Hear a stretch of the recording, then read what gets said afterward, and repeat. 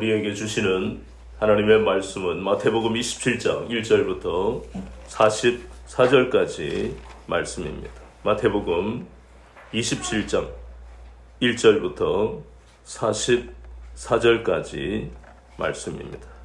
교독하겠습니다. 새벽에 모든 대제사장과 백성의 장로들이 예수를 죽이려고 함께 의논하고 결박하여 끌고 가서 총독 빌라도에게 넘겨주니라. 그때 예수를 판 유다가 그의 정죄됨을 보고 스스로 뉘우쳐 그 은 30을 대제사장들과 장로들에게 도로 갖다 주며 이르되 내가 무지한 피를 팔고 죄를 범하였도다 하니 그들이 이르되 그것이 우리에게 무슨 상관이냐. 내가 나타나였으나 유다가 은을 성소에 던져놓고 물러가서 스스로 목매어 죽은지라. 대제사장들이 그 은을 거두며 이르되 이것은 피값이라 성경물에 넣어둠이 옳지 않다 하고 의논한 후 이것으로 토기장의 밭을 사서 나그네 묘지를 삼았으니 그러므로 어느 날까지 그 밭을 피밭이라 일컫느니라. 이에 선지자 예레미야를 통하여 하신 말씀이 이루어졌나니 일러스되 그들이 그 가격 매겨진 자 곧 이스라엘 자손 중에서 가격 매긴 자의 가격 곧 은 30을 가지고 우리가 너의 값으로 주었으니 이는 주에서 내게 명하신 바와 같으니라 하였더라.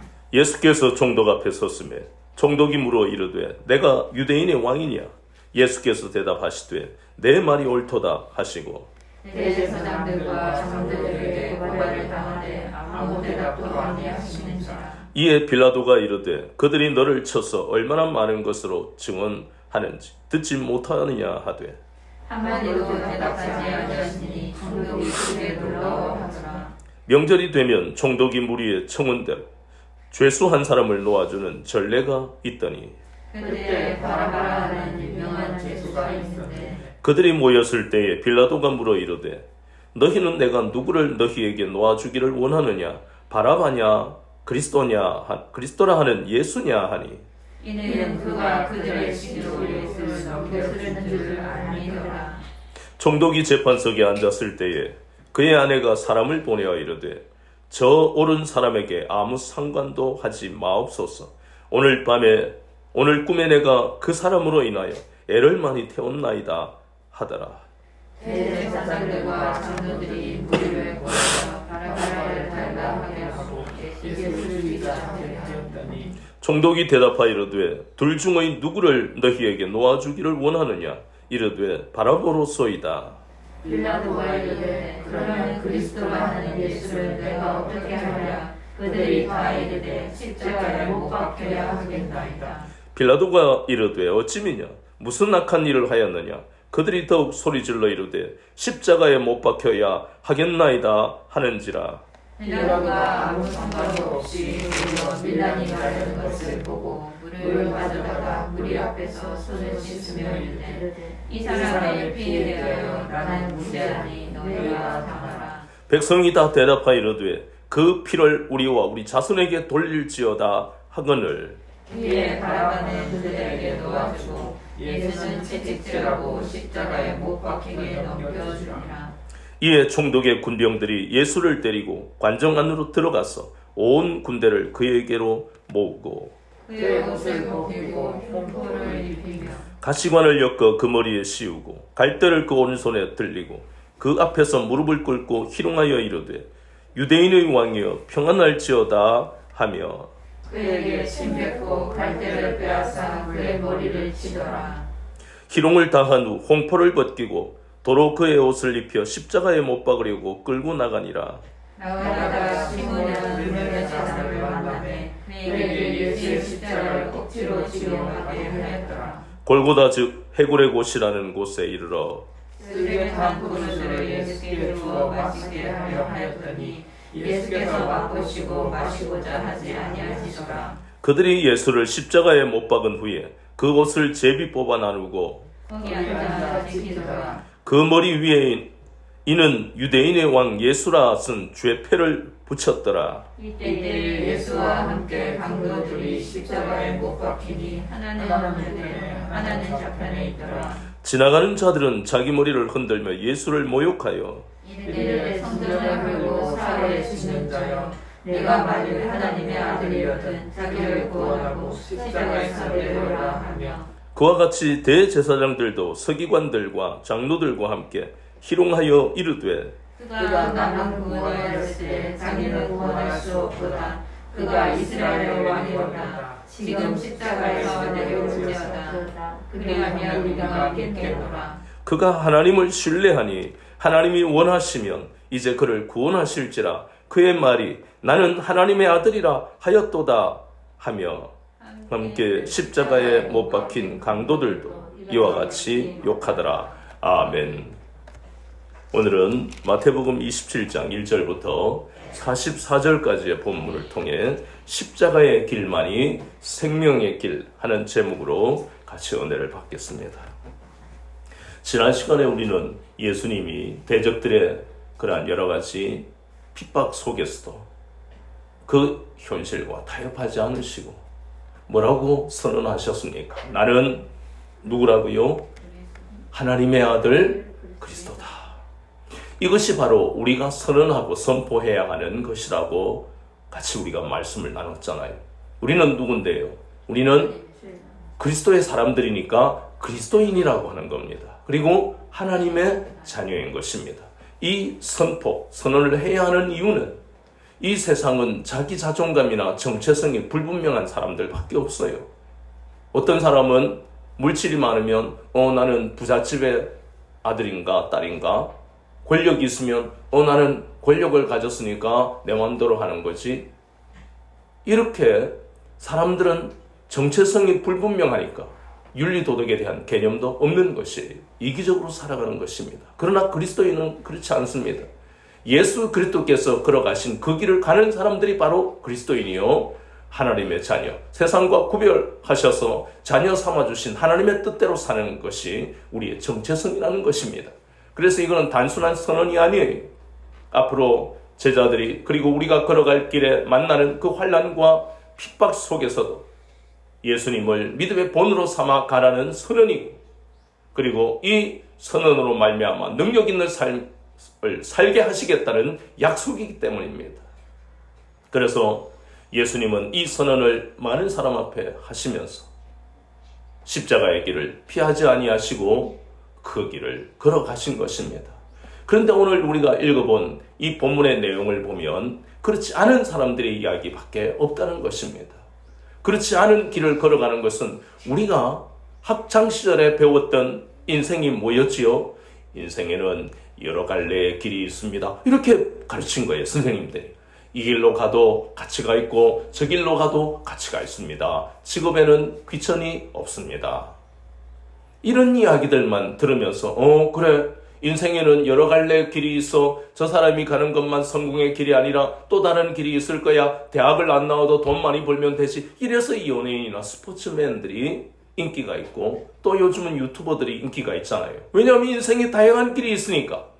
그러나 성경은 그렇게 말씀하고 있지 않습니다. 길은 오직 몇 개가 있어요? 한 길밖에 없습니다.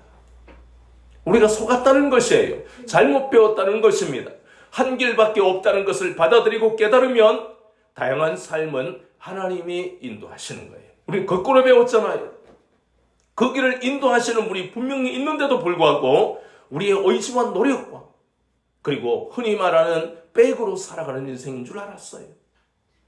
그래서 예수님은 그것을 가르쳐 주시려고 이 땅에 오셨는데, 지금 본문의 사람들은 그 예수님이 생명의 길로 인도하시는 걸 받아들입니까? 아무도 안 받아들입니다. 먼저 제자들을 보니까 그래도 마지막까지 남아있던 이 12명의 제자들이 예수님이 잡혀가시는 그 모습을 보고 어떻게 했습니까? 주님을 따라가겠습니다. 말은 그렇게 했는데 다 도망가 버렸습니다. 가룟 유다는 예수님을 팔고 난 다음에 예수님이 잡혀서 핍박받는 걸 보고 난 다음에 괴로워서, 오늘 본문에 보니까 27장 1절부터 나오는 그 내용, 가룟 유다는 자살했습니다.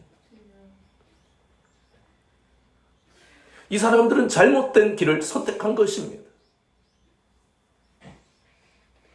그렇게 3년 반 동안 예수님을 따라다녔으면서 예수님이 가시는 그 길이 생명의 길인 것을 그들은 알고 있었어요. 그런데 그들은 뭐가 오니까? 환난과 핍박이 오니까 도망가 버렸습니다. 그리고 우리가 보는 두 번째 사람들이 바로 이스라엘 백성들과 대제사장들 그리고 장로들입니다. 이 사람들의 공통점은 신명기 7장 6절에 보니까 하나님은 많은 민족 중에 이스라엘만을 하나님의 백성으로 선택하는 놀라운 하나님의 말씀이 나옵니다. 그 앞서서 다른 성경 출애굽기를 보니까 출애굽기 19장 5절과 6절에 보면 하나님은 어떻게 약속하십니까? 너희들을 내가 내 소유, 스굴라, 보석이다. 너희들은 내가 내 보석으로 삼을 것이다. 그리고 제사장의 나라, 거룩한 백성으로 삼겠다. 단 하나님의 백성, 하나님의 말씀에 율법에 순종해야만 이 놀라운 은혜와 축복을 받는다고 약속하셨어요. 그런 사람들입니다. 이스라엘 백성들, 대제사장, 장로, 그리고 제자들도 마찬가지로. 그런데 이 사람들은 하나님이 일방적으로 이스라엘을 사랑하시는 그 사랑, 그 은혜를 망각해버린 사람들이 이스라엘 백성들이고 대제사장들이고 장로들입니다. 어떻게 망각을 했습니까? 이스라엘 백성들은 출애굽한 자신들의 조상 이스라엘이 그랬던 것처럼 하나님의 은혜를 망각해버린 사사기 3장 7절에 광야에서 사막에서 모래 섞인 음식을 먹을 때 얼마나 고통스럽겠어요. 우리의 자녀들이 모래 섞인 밥을 먹을 때 그걸 할렐루야 감사합니다 이런 자녀가 어디 있겠어요. 엄마 나 이런 거 먹기 싫어. 더 이상 이런 건 나는 소화도 안 돼. 그러면 그런 애들을 달래가면서 먹여야 했던 그 이스라엘에 출애굽한 광야의 이스라엘 백성들을 한번 생각해 보세요. 우리는 그런 환경에 놓이면 감사보다도 불평이 나올 수밖에 없는 환경이에요. 그러나 그것보다 더 큰 은혜, 애굽에서 430년 동안 종살이 하던 그들을 건져내신 하나님의 불가능을 가능케 하시는 그 은혜를 생각하면 견딜 수가 있고, 만나를 맛보면서 이 광야 사막에서 어떻게 하나님은 이렇게 양식을 우리에게 주실 수 있을까? 끊임없이 하나님이 베푸신 은혜를 생각하면 그들은 원망과 불평 대신에 하나님의 하실 놀라운 일들을 기대하고 소망했을 겁니다. 그러나 그 조상들의 모습이 그대로 이스라엘 백성들 지금의 이 모습에서 나타납니다. 예수님은 이 땅에 오셔서 끊임없이 이스라엘 백성들, 유대인들에게 기적을 베푸셨어요. 오병이의 기적을 베푸시고 나사로를 살리시고 수없이 많은 여러 가지 질병에 걸린 사람들을 오는 사람마다 치료하시고 귀신을 쫓아내시고 이런 일을 행한 선지자가 지금까지 없었다는 겁니다. 얼마나 많은 은혜를 베푸셨습니까? 조상들이 출애굽해서 광야에서 사막에서 고통스러울 때 그들에게 만나를 먹이시고 그리고 메추라기를 먹이시고 물을 마시게 하셨던 그 놀라운 하나님의 은혜가 조상들에게만 있었던 것이 아니라 지금 유대인에게도 하나님은 예수님을 보내셔서 여전히 똑같이 은혜를 베푸시잖아요. 그런데 조상들이 했던 것처럼 그들은 뭐 해버렸습니까? 망각해버렸습니다. 이것이 오늘날 우리의 모습입니다.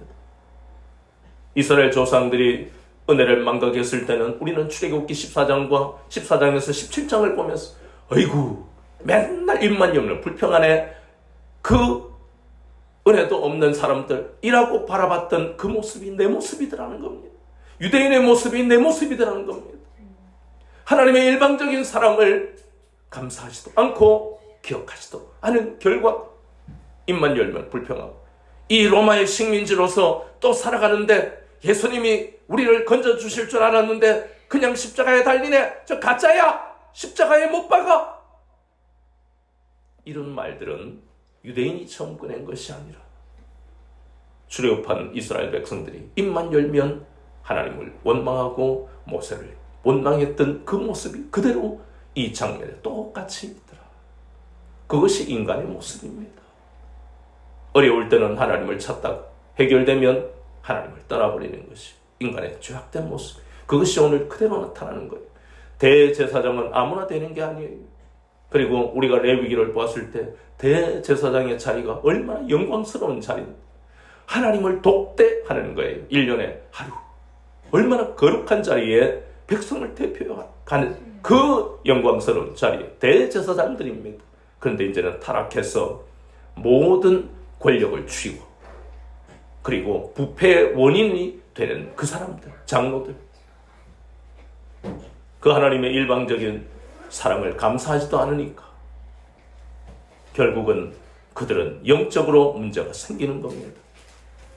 얼마나 수많은 구약에서 예수님이 메시아로 오실 것을 예언하셨는데, 특히 이사야 53장을 보면 예수님이 십자가에 달리시는 것에 대한 예표가 그리고 분명한 말씀이 나옵니다. 이사야 53장부터 55장까지는 바로 고난받는 종, 이 땅에서 하나님이 보내시는 메시아는 고난을 받아야 된다고 분명히 말씀하셨어요. 그런데 말씀을 깊이 아는 그 대제사장들과 장로들, 바리새인들, 율법교사들은 이미 그 속에 신앙의 순수성을 잃어버렸기 때문에 더 이상 보이지도 않고 예수님의 말씀이 들리지도 않는 타락한 상태예요. 그들의 오만함과 무지함, 어리석음으로 인해서 예수님을 메시아로 모시기보다 바라바와 맞바꿔버리는 어리석음 정도가 아니라 죄를 짓는 그들이 죄인이라는 것이 그 모습을 우리가 보는 겁니다. 그리고 세 번째는 본디오 빌라도입니다. 분명히 본디오 빌라도는 신문하는 과정이나 그 전에 소문을 들으면 예수님은 아무 죄가 없다는 것을 알고 있었어요. 거기다가 그 아내가 뭐라 그럽니까? 오늘 내가 어젯밤 꿈을 꿨는데 뒤숭숭한데 절대로 저 사람은 죄가 없는 사람이야. 여보, 당신 그러면 안 돼. 라고 권면을 했는데도 불구하고 본디오 빌라도는 예수님을 핍박하고 때리고 십자가에 못 박아라고 사형 판결을 내려버린 것입니다. 사람이 권력이나 물질에 사로잡히면 하나님과의 소통이 단절되어 버립니다. 그러면 결국 자신이 어떤 판단을 하고 어떤 길을 걸어가는지를 모르게 된다는 겁니다. 결국은 본인이 불행을 자초하는 것이에요. 로마 군병들은 오늘 예수님을 보고 예수님을 존경하는 것이 아니라 옷을 벗기고 홍포를 입히고 머리에는 가시 면류관을 씌웁니다. 그 가시들이 머리에 이마에 찌를 때 얼마나 많은 피가 흘렀겠습니까? 거기다가 갈대를 예수님 손에 붙들려주고 놀리고 희롱하고 멸시하고 침을 뱉고 또 강도들 자신들이 평생 지은 죄로 인해서 그들은 십자가에 달렸으면 부끄러운 줄 알아야 되는데 도리어 예수님을 욕을 했다고 성경은 말씀하고 있습니다. 이 모든 군상들, 이 모든 사람, 제자들과 가룟 유다, 일반 유대인들, 그리고 대제사장들, 장로들, 그리고 빌라도, 또 로마 군병들, 그리고 강도들, 이 모든 사람들이 왜 이런 판단과 예수님을 조롱하고 희롱하고 예수님의 십자가를 비난했을까? 우리는 의문을 가져야 된다는 것입니다. 생명의 말씀이 여기에 있는데, 진리로 구원하시는 구세주가 여기 계시는데 왜 그들은 지옥에 떨어질 판단과 행동을 해야만 하는가? 여기에 의문을 가지지 않으면 우리도 언젠가 제자들처럼 예수님을 배신할 수도 있고 가룟 유다처럼 예수님을 팔아먹을 수도 있다는 것을 우리가 무거운 마음으로 받아들여야 된다는 것입니다. 그래서 끊임없이 성경은 우리에게 자꾸만 우리를 부르시는 거예요. 와 보라. 돈 없는 자도 목마른 자도 들어라. 와서 들어라. 말이에요. 말씀 속에서 하나님을 만나야만 우리 인생에서 만나는 그 모든 의문이 풀리는 것이고, 의문이 풀리는 정도가 아니라 우리에게 생명의 길로 인도하신다는 것이에요. 이 사람들의 공통점은 목자를 잃어버리고 생명의 길을 잃어버렸다는 공통점이 있습니다. 예수님이 오시기 전에 참 목자는 바로 하나님이신데, 하나님의 말씀을 순종하며 살아가기보다는 위선적인 그런 삶을 산 사람들이 유대인들입니다. 사두개인, 바리새인들, 사두개인은 인본주의로 하나님의 이러한 놀라운 역사들을 믿지도 않는 사람들이고, 근데 그들 중에서 제사장이 나오고, 바리새인들은 겉과 속이 다른 회칠한 무덤과 같은 위선자들이에요. 형식주의 신앙입니다. 율법주의예요. 한 척하고 안 하면 저주받는다 그러고. 그러한 속에서 유대인들이 신앙생활인 것을 착각하고 왔기 때문에, 그래서 그들은 하나님과 관계없는 삶을 살았어요. 그래서 예수님이 그들의 목자인 구세주인데도 불구하고 영접하지 않았습니다. 목자를 잃어버리니까, 생명의 길을 잃어버리니까 그들의 입에서 나오는 말은 전부 쓴물밖에 없는 거예요. 남을 저주하고 비판하고 희롱하고 원망하고 불평하는 삶을 살아온, 우리가 로마의 식민지로 사는데 우리가 무슨 기쁨이 있겠어? 당신은 무슨 기쁨이 있어? 이런 상황에서 하나님이 계신다면 우리를 지금까지 이렇게 놔두시겠어?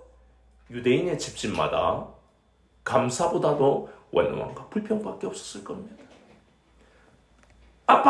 아빠는 무능력해서 내가 말이지 한참 젊은 나이인데 결혼도 못하고 있는데 답답하지 않아? 어쩌겠냐, 유대가 로마의 식민지로 있으니 우리 메시아나 기다리자. 오지도 않을 메시아를 아빠는 믿어. 이런 것들이 집집마다 나왔을 그런 이야기 아닙니까? 성경 속에 적어야 될 가치가 없으니까 그런 거지. 유대인의 집집마다 이런 원망과 불평, 현실에 대한 두려움, 그들의 속에 얼마나 이렇게 자신들의 삶을 불행하다고 생각하며 살아갔을 겁니까? 예수님의 기적만 보고 하나님의 말씀을 깊이 몰랐던 그들은 이러한 현실을 받아들이지 않았고 예수님을 영접하지도 않았다는 겁니다. 이 모든 원인이, 공통점이 바로 목자를 잃어버렸기 때문에, 생명의 길을 잃어버리면 이런 모습이 된다는 것을 하나님은 지금 교훈하시는 겁니다. 목자이신 예수님을 잃어버리고 생명의 말씀인 이 복음을 잃어버리면 우리는 이런 말을 하고 이런 판단을 하고 이런 인생으로 살아가게 된다는 것을 이 본문에 나오는 인물들을 통해서 우리에게 깨닫게 하시는 겁니다. 그렇다면 이 끔찍한 인생을 살지 않으려면 어떻게 해야 될까? 예수님은 오늘 우리에게 보여주시는 것이 현실과 타협하지 아니하고 묵묵히 십자가 고난의 길을 걸어가셨습니다. 그것이 답이라는 것입니다. 이스라엘의 모든 사람들은 그 십자가의 길을 어떻게 봤습니까? 저주의 길로 봤습니다. 그래서 저분은 메시아가 아니다라고 부정한 것입니다. 여기에서 우리도 착각할 수 있는 거예요. 우리가 생각해야 될 것은 이스라엘 사람들, 이 유대인들이 하나님의 말씀을 아는 사람들입니다. 대제사장도 있고 장로들도 있고 바리새인도 있습니다. 그런데 왜 이런 무지한 판단과 행동을 했을까? 그것은 깊이 알아야 할 것을 몰랐기 때문입니다. 하나님의 말씀, 더 구체적으로 하면 하나님의 의를, 하나님이 의로우신 것을, 신실하신 것을 믿지 못했고 알지 못했기 때문입니다. 하나님의 의라는 것이 무엇입니까? 항상 하나님은 어떠시다? 옳으시다. 옳다는 겁니다. 이사야서 50장부터 55장까지 내가 보내는 종 메시아는 고난을 받아야 된다고 분명히 말씀하셨습니다.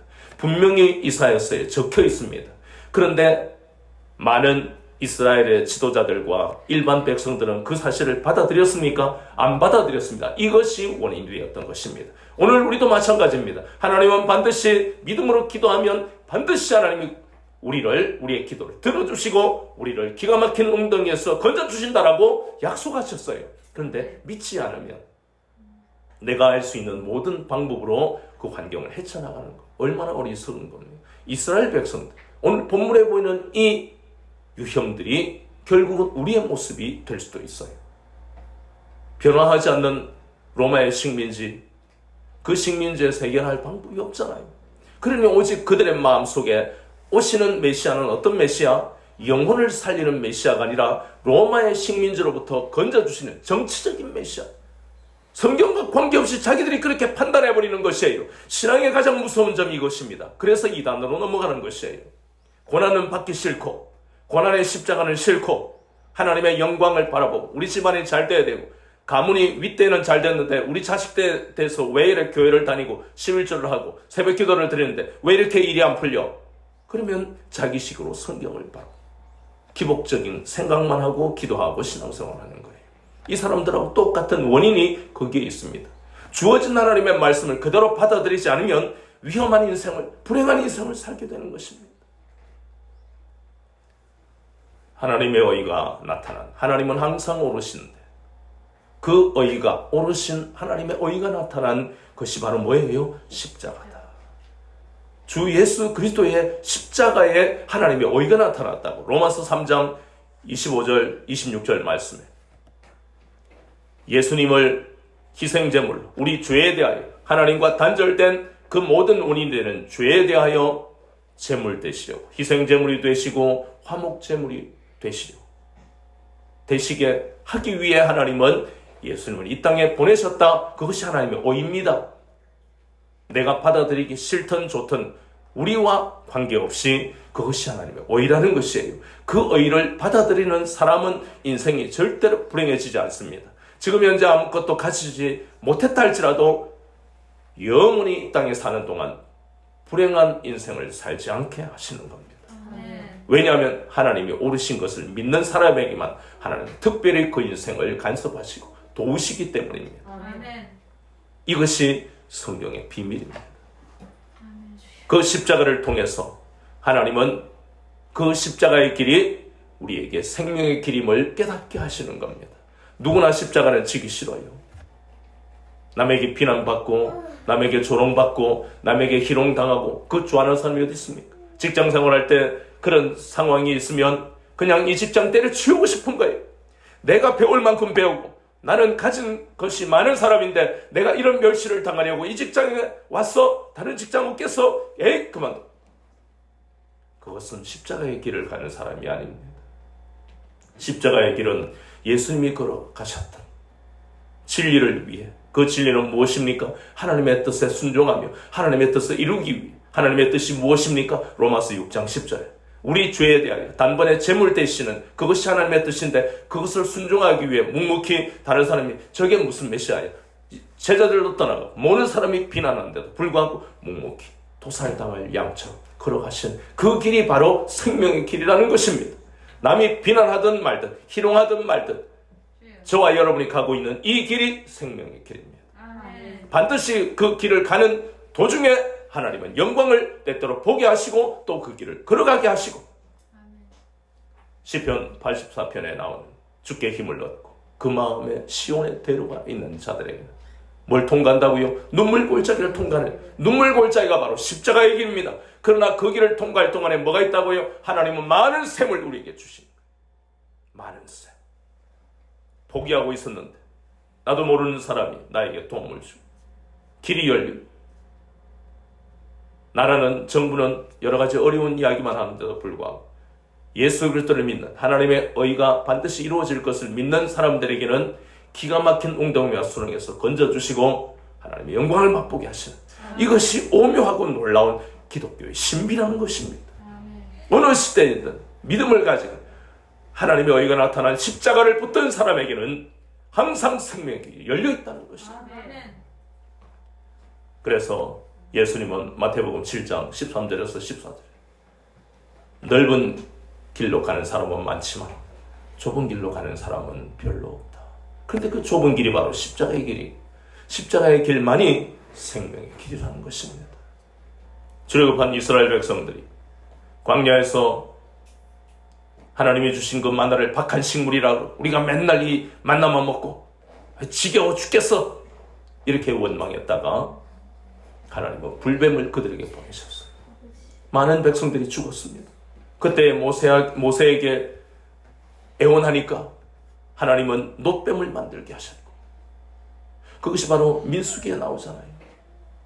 그 놋뱀을 본 자마다 백성들이 살아났어요. 그 놋뱀을 불평하고 원망하던 백성들이 바라보며 살았던 것처럼 우리는 오직 예수 그리스도의 십자가를 바라보고 예수님만 바라봐야만 우리는 불뱀에 물린 것 같은 이 상황, 얼마나 취직이 안 되고 결혼도 못하고 집안은 빚만 잔뜩 있고, 이게 뭐예요? 어디에 물린 거예요? 불뱀에 물린 것입니다.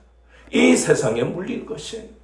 해결 방법이 없잖아요. 금리는 올라가고, 그리고 인간관계는 금전과 권력으로만 통용이 되고, 백이 없는 우리는 그냥 흙수저고 뭐고 세상이 만들어 놓은 기준으로 살아가는, 이게 바로 불뱀에 물려 있는 것입니다.